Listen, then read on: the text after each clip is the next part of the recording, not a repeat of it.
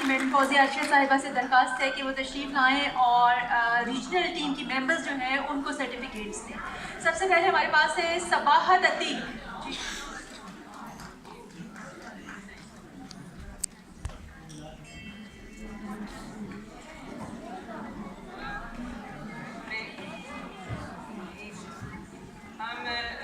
इससे पहले कि ख़वातीन यहाँ आए, मैं आप सबको बताऊँगी,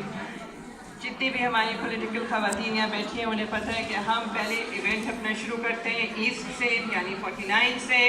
फिर हमारा होता है 48 यानी वेस्ट से, और फिर उसके बाद इंशाल्लाह हमारी जो होस्ट टीम है रीजन वो आएगी। इससे जैसे मैं सबा आपसे मैंने कहा था कि आप अपनी टीम को अपने नामों के एतबार से